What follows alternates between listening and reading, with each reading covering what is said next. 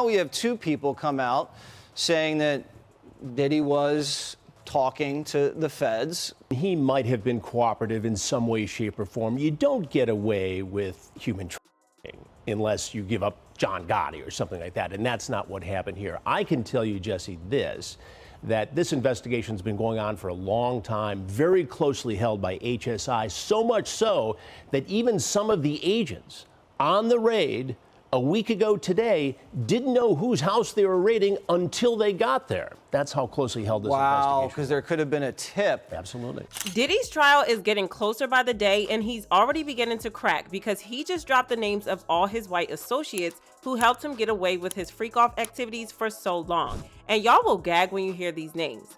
People were already alleging that Jay-Z, Young Miami, Jennifer Lopez, and a bunch of other people were in on it, but this new list is definitely a surprise. And word on the street is that he has even more names to drop.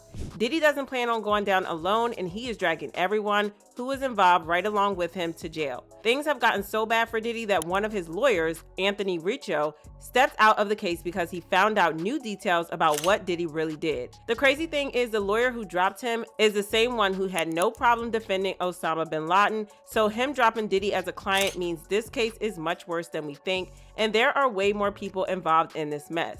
Anthony Riccio filed a motion to be removed as Diddy's lawyer, and even though he refused to disclose the exact reasons he wanted to be removed, he hinted at not knowing the extent of Diddy's crimes prior to accepting to be a part of his defense team. However, after months of being on the case, he now has all the facts, and this is way bigger than anything he has ever had to deal with. He said, and I quote, "Under no circumstances can I continue to effectively serve as counsel for Sean Combs. It is respectfully but regrettably requested that the court grant the relief requested. There are sufficient reasons for asking to be let off the case."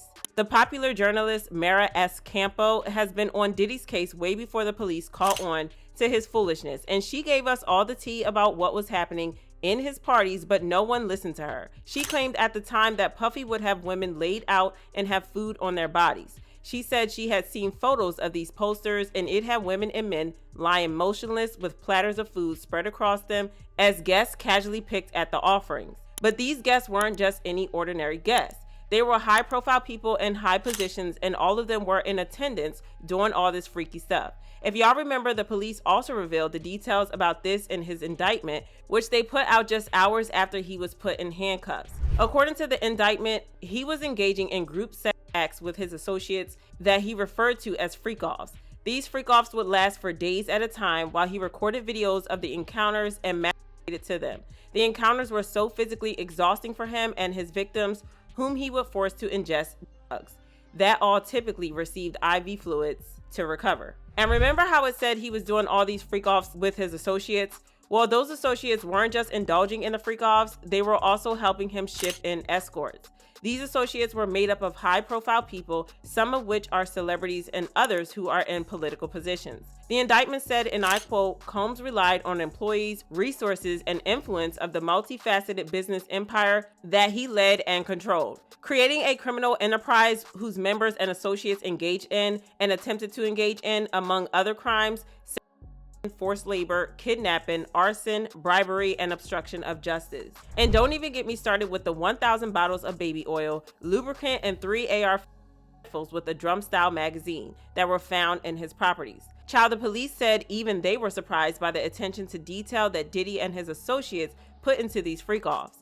They said not only would Diddy's supervisors, security, hotel staff, and assistants stock up on drugs and lubricant, they will also procure baby oil, extra linens, specialized lighting, as well as book hotel rooms and travel arrangements. No wonder they were able to get away with it for so long. Mind you, these police officers are used to investigating cases like this all the time, so the fact that Diddy's case was still able to surprise us just shows how sick and twisted the entire thing was. Now, this is where things get even messier because photos of one of these freak-offs later leaked, and it exposed some of Diddy's white associates, including some celebrities who we all know. I mean, prior to this leak, we had all already heard about the freak-offs, but this was the first time we actually saw any actual visual evidence of it, and it's actually just like what they've been describing it to be.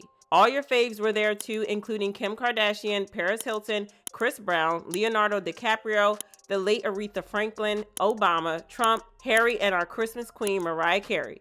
Child, the list just keeps going on and on. From the looks of it, it started off as a normal party during the day because everyone was fully dressed in the photos and having a good time. However, the photos from the night of that party really proved that there were two sides to Diddy's parties, and if you didn't leave early, you'll probably end up in a freak off or out of your mind.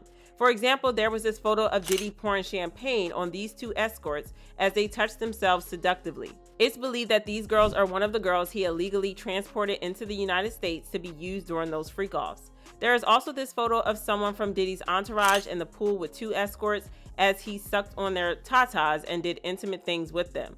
There are even more graphic photos and videos that I can't show y'all, but you can pretty much see they were getting down to business. No one would care about any of this if these women were doing this consensually, but they weren't, and his indictment proves it.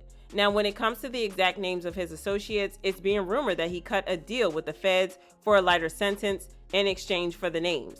However, the reason why those names haven't been made public is because they want to gather enough evidence against them before making a move. This is actually the same tactic they used with Diddy, so we can be rest assured that they are working overtime to get all that evidence. The feds knew about Diddy for a while, but they didn't go in to make an arrest until they had concrete evidence against him.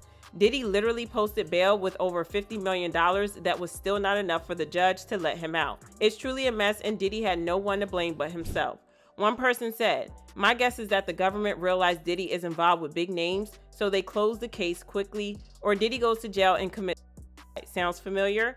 Another person said, "Game over. Feds are always rock solid and are very patient. When they arrive, you are done." But now I want to know your thoughts. What do you think about Diddy snitching on his white associates? And do y'all think that Diddy still has a chance to somehow make it out of all this? Let me know your thoughts in the comment section below, and don't forget to click here to watch this other messy video.